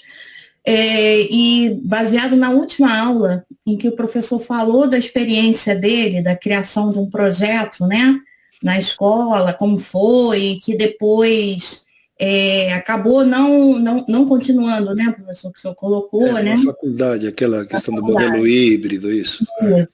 Então, assim, eu fiquei tentada pensando se eu deveria apresentar ou não. Então, assim, é só para colocar a ideia para vocês de que, na verdade, quando a gente fala de educação básica, por fazer todo esse trabalho,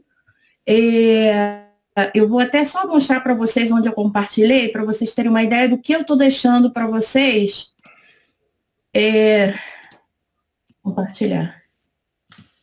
Eu estou deixando, vocês estão vendo? Conseguem ver? Tá, agora sim. Eu estou deixando para vocês montei um mural virtual, um Padlet, né? Com todo o processo, né, desse meu projeto. O que me levou a criar esse projeto, inclusive as tentativas anteriores, as testagens anteriores, todo o trabalho que eu tive de reformulação, de uma leitura diferente de todo o programa curricular, o ambiente que eu montei, porque nós tínhamos um ambiente virtual lá, que é o Moodle, que na época não tinha um servidor próprio, então ele vivia mais fora do ar do que funcionando, né?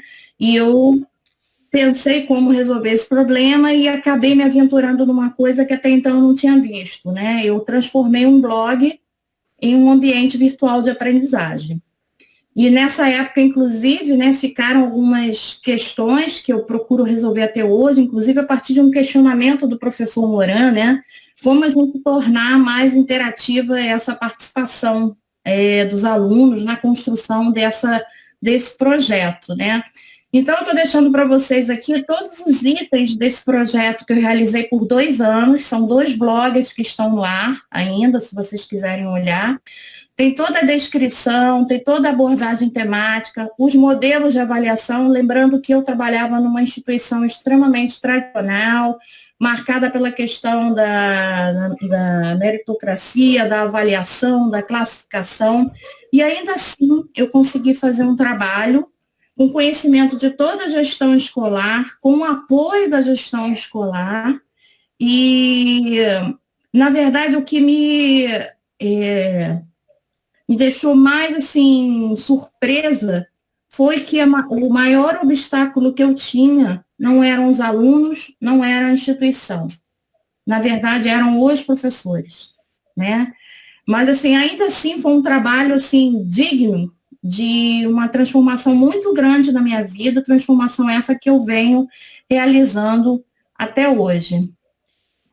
Então, é mais ou menos isso, não dá para colocar em 3 minutos, né? O trabalho pouquinho, vocês lerem esse mural, entenderem todo o processo, os materiais que eu montei, existem mais coisas, eu venho agora produzindo artigos sobre esse trabalho, sobre outras questões. Eu agora me encantei pela cidadania digital e pela questão da inclusão digital, e tenho me juntado a pessoas para discussão sobre essa questão da construção de um projeto de políticas públicas para a inclusão digital, que é o que falta para a gente nesse país. Porque dizer que eu não vou entrar com o ensino online, porque não sei quantos % da população não tem acesso digital, é muito cômodo, né? E a gente tem que começar a trabalhar pela inclusão dessas pessoas, não só digitalmente, né? Mas de outras formas também. Então, eu estou tentando me encaminhar nessa discussão e começar a propor algumas coisas. E um outro projeto meu agora é de incluir nesse letramento digital, nessa formação digital, os pais, os responsáveis dos alunos. É um projeto que eu estou desenvolvendo só para os pais. Não mais para professores e alunos, mas para os pais, porque é necessário o apoio deles. É isso, gente. Muito bom, Ângela, né? Sobrou um tempinho. Muito que bom. Legal. Muito bom. Muito bom. A Ângela eu Muito conheço. bom. Nossa, a Ângela, essa pessoa, ela faz formação. É uma pessoa que está sempre aprendendo, né? Não, e é muito assim, você sempre está investigando e usando recursos, eu acho admirável, assim, eu lamento assim, que vocês tinham que apresentar tão rapidamente, Arlene, assim, sei que ficou um pouco tudo cortado e eu sei os projetos, mas pelo menos vocês têm uma ideia dos colegas, vocês temos o grupo de WhatsApp que continuar, a gente pode depois assim, conhecer melhor alguns dos projetos, caso alguém queira, conversando com as pessoas. É que, na verdade, hoje estamos assim com um pouco de tempo, como tudo, me estendi numa parte e agora estamos um pouco correndo, mas acredito que pelo menos dê para apresentar assim algumas coisas e depois, se sempre que quiserem compartilhar, ainda continuaremos assim no grupo, não é? Leandro, só uma colocação. Eu agora estou no ensino superior e meu primeiro orientador de mestrado fala sobre EAD. E eu estou colocando ele para investigar a questão da interatividade, para reformular todo um curso. Nossa, mas eu já comecei a levar o ensino superior. Que legal, parabéns. Nossa, acho que vai ser uma ótima orientadora, Ângela. Parabéns. Eu espero. E é um tema muito legal esse. Sim. Marina, você fecha esse ciclo de apresentações, está aí? Estou aqui, sim, tá? Veja, eu não tenho muitas experiências sistemáticas para contar, tá? Eu estou indo mais ou menos na linha do professor Moran. Eu sempre questionei, aliás, sempre a partir de um determinado momento, comecei a questionar minha prática, como o professor colocou bem naquele texto. E eu lembro que a primeira inovação que eu fiz, quando chegou no final do semestre, eu pedi para os alunos avaliarem o que eu tinha feito. E eles disseram assim, a gente gostou muito, só que achamos você muito insegura. Eu falei, é claro que eu estava insegura, porque eu estava rompendo com alguma coisa que eu tinha certo domínio, né? Então, veja, eu tenho feito experiências, né? E faltaram ferramentas para eu poder me organizar nessas experiências. Eu só queria contar, por exemplo, né, eu dou aula no ensino superior, entre os cursos, o curso de formação de psicólogos. E eu fui dar aula, isso é uma coisa de uns 2 anos, de psicologia da educação. Aliás, psicologia da educação não, psicologia do desenvolvimento. Eu falei, como que a gente vai ficar falando num sujeito abstrato, para eles saberem as características, por exemplo, do jovem, a característica do idoso. Então, eu resolvi mudar. Então, dividimos a classe, cada um escolheu uma faixa etária, e eles fizeram entrevista com pessoas dessa faixa etária. E nessa de fazer a entrevista, eles aprenderam, por exemplo, quando a pessoa fala baixo, colocar legenda, filmavam as pessoas de costas ou de perfil, enfim, criaram uma série de coisas, ficaram entusiasmadíssimos. Então, o que eles faziam? Eles preparavam esses vídeos traziam para a sala de aula e a gente relacionava com os textos que falavam a respeito das características. Porque a minha ideia é de que você não pode generalizar, estereotipar. Então, por exemplo, eu pegava um idoso que era essencialmente ativo e um outro idoso que já estava esperando a morte. Então, veja, foi bastante interessante. E eu não sabia que eu já estava trabalhando com sala de aula invertida, descobri agora nesse seminário. Então, veja, foi bastante bom participar disso daqui, por quê? Porque eu já tinha as minhas iniciativas, só que eu não sabia dar nome a elas. Intuitivamente, eu fui criando mecanismos de trabalho, tá? E eu fiquei bastante contente de participar, porque eu já disse no começo que eu vinha, aliás, no segundo semestre, eu queria preparar um curso mais adequado a essas novas situações que a gente está vivendo agora. Não foi muito difícil trabalhar no primeiro, porque as minhas aulas eram de discussão de alguma coisa que já era feito previamente, né?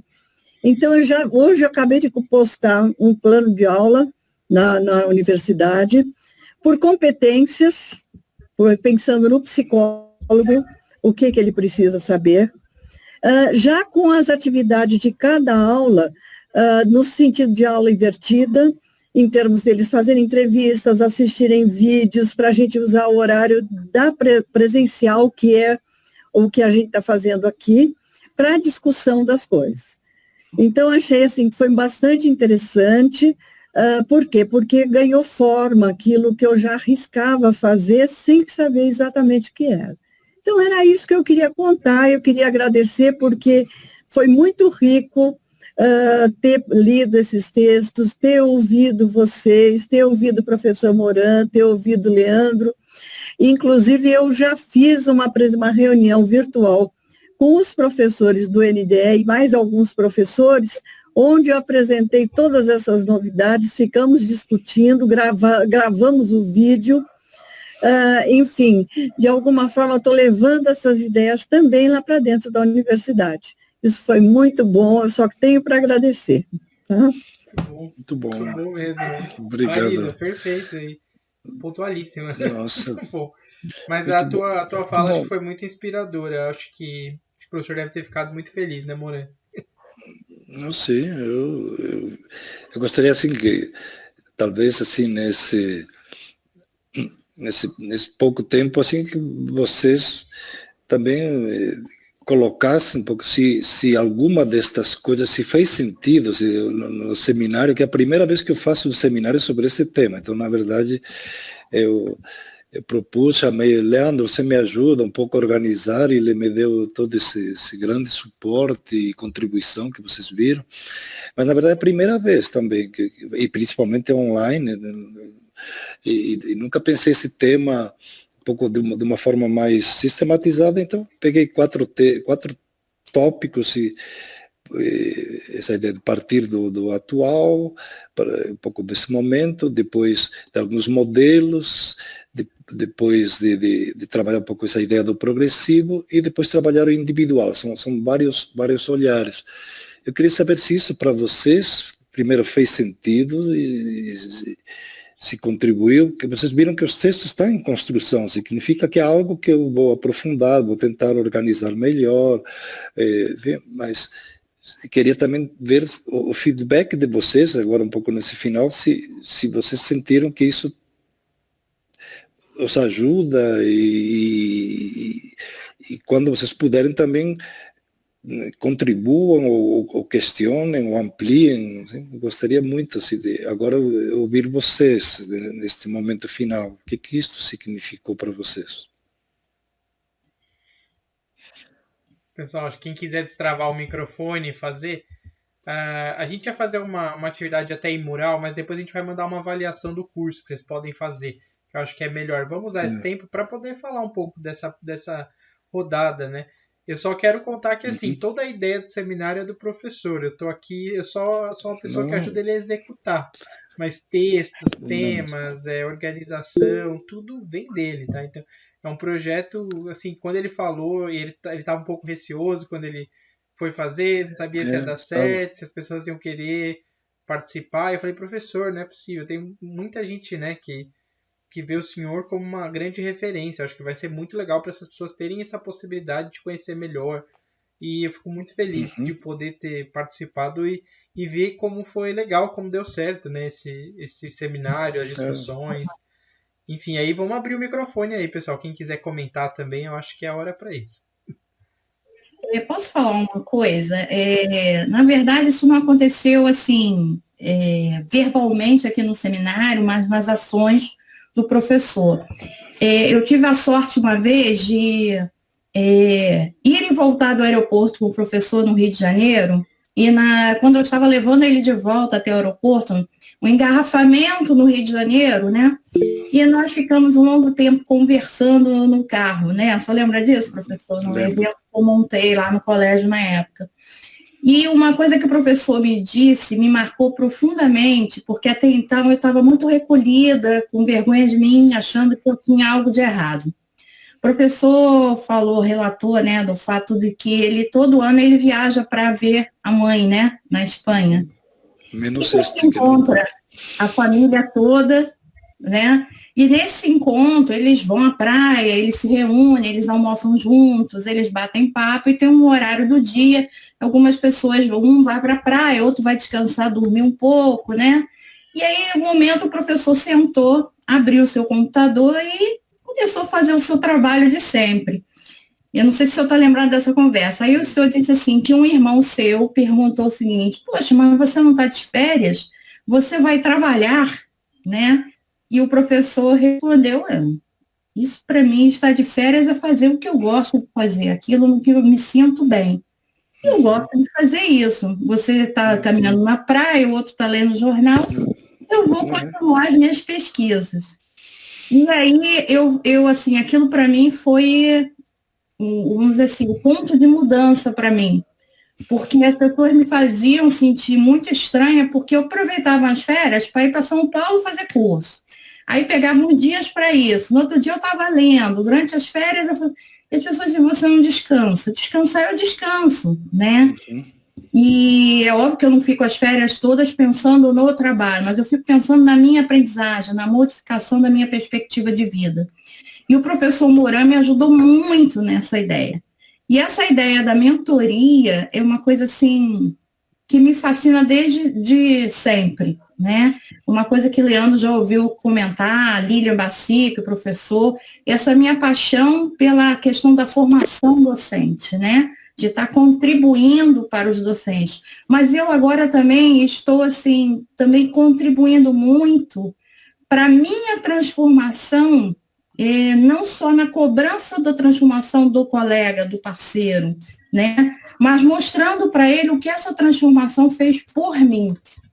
Hoje eu vejo, assim, esse período do início da pandemia, né, do lockdown, todo mundo aqui no Rio de Janeiro, né, dia 17 de março eu saí de atuação física, entrei em home office, né, e ficou uma coisa muito confusa, e todo mundo, de repente, aí disseram lá onde eu estou trabalhando agora, olha, vai ser EAD. E aí eu tinha uma colega que ligava para mim, 60 e poucos anos até, e ela chorava, ela dizia assim, eu não sei nem onde acessa essa plataforma, o que eu vou fazer? E aí eu lembro que eu passei as 2 primeiras semanas desse lockdown, eu tinha uma média de 5 a 6 videoconferências por dia, auxiliando os colegas. Essa colega mesmo, eu levei 1 semana para convencê-la a instalar um aplicativo de videoconferência para eu ajudá-la.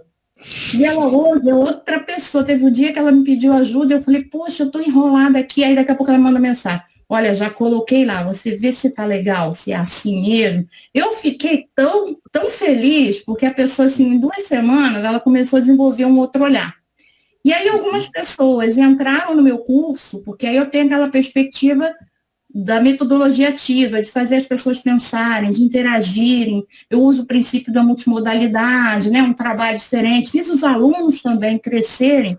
Embora meu curso seja de educação inclusiva, eles estão tendo também a inclusão deles digital, estão aprendendo a lidar com isso, né?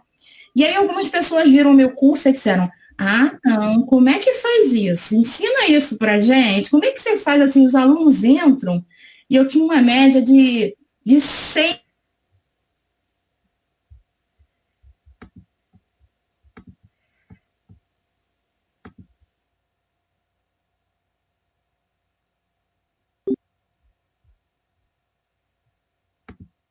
Isso.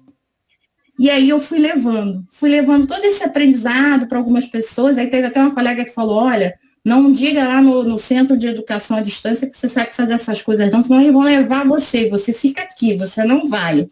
Aí eu comecei a lidar com essas questões, modificar, e de repente eu ganhei esse presente, que é esse orientando de mestrado, que foi meu aluno na antiga 8ª série, hoje é meu orientando de mestrado, ou seja, eu preciso me aposentar, eu estou ficando velha, né?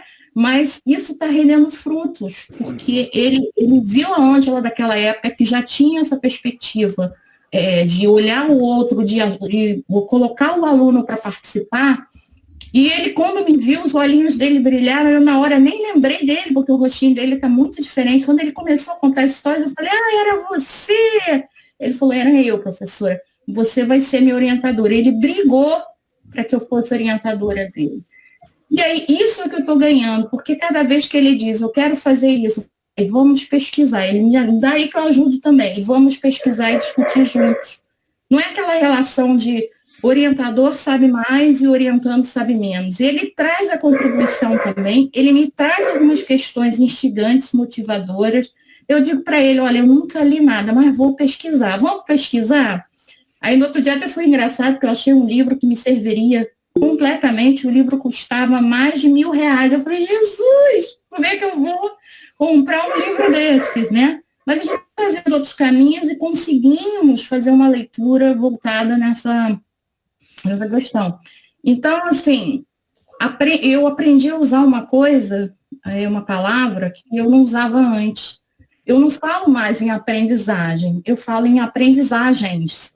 Porque quando a gente deixa de aprender, eu acho que está na hora da gente partir para outra dimensão e, quem sabe, dependendo da crença de cada um, retornar para aprender mais, né? Mas aprender tem que ser uma coisa constante. A gente aprende na convivência diária. Eu aprendo com a minha mãe, que está envelhecendo e que tem algumas questões que precisam ser observadas agora, e eu vou ajustando isso à minha rotina e aprendendo a lidar com isso, a modificá-la.